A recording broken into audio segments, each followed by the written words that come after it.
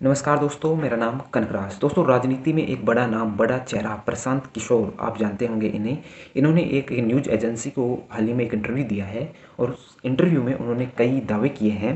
दावे क्या किए हैं आपको पता है कि बीजेपी इस बार कह रही है कि 400 पार जाएगा एनडीए, बीजेपी अकेले 370 सीटें जीतेगी। इस दावे पर उन्होंने कहा है कि बीजेपी 400 पार नहीं जाने वाली है एनडीए, बीजेपी खुद के दम पर 300 सीटें जीत जाएंगी। यानी कि उनके मुताबिक बीजेपी 2024 के लोकसभा चुनाव में फिर से सत्ता में आ रही है, 300 सीटें यानी कि खुद के दम पर सरकार बना लेगी। उन्होंने ये दावा किया है।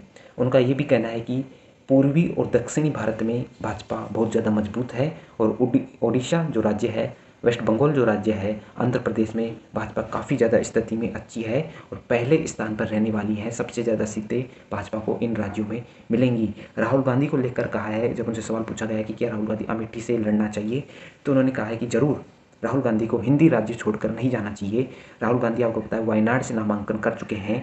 अमेठी से अभी स्थिति साफ नहीं है लड़ेंगे या नहीं, लेकिन प्रशांत किशोर ने कहा है कि अगर आपको भारत को जीतना है, सरकार बनानी है, तो हिंदी राज्य में आपकी मौजूदगी होनी चाहिए। आप अगर अमेठी से नहीं लड़ते या हिंदी राज्य से नहीं लड़ते तो वायनाड जीतने का कोई मतलब नहीं है। उन्होंने ये बताया कि 2014 में प्रधानमंत्री गुजरात से तो लड़े ही थे, वाराणसी से भी लड़े थे। उत्तर प्रदेश की जो सीट है वाराणसी से लड़े थे। उन्होंने हिंदी राज्य में अपनी मौजूदगी दर्ज कराई और एक लोकप्रिय नेता हिंदी राज्य में बने। आपको पता है कि वाराणसी से प्रधानमंत्री सांसद भी है।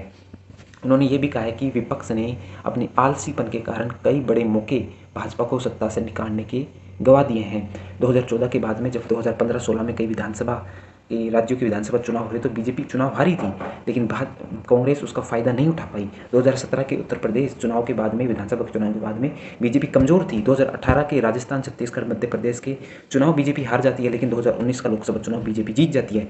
क्यों? क्योंकि जो विपक्ष था अपने आलसीपन के कारण, अपनी कमज़ोर रणनीति के कारण भाजपा का मुकाबला नहीं कर पाया था।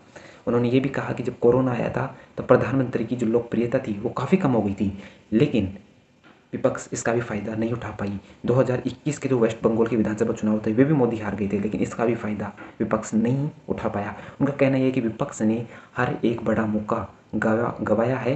तो ओवरऑल व्यू ये है कि प्रशांत किशोर का मानना है कि 2024 में फिर से सत्ता में भाजपा आएगी, खुद के दम पर आएगी, 300 सीटें लाएगी और राहुल गांधी को अमेठी से लड़ना चाहिए, रायबरेली से भी गांधी परिवार को लड़ना चाहिए। तो खबरों के लिए चैनल को सब्सक्राइब कर लीजिए। पॉलिटिक्स की news, general information, general GK, current news के लिए चैनल को सब्सक्राइब कर लीजिए और हमारी शॉर्ट्स वीडियो भी देखिए। नमस्कार।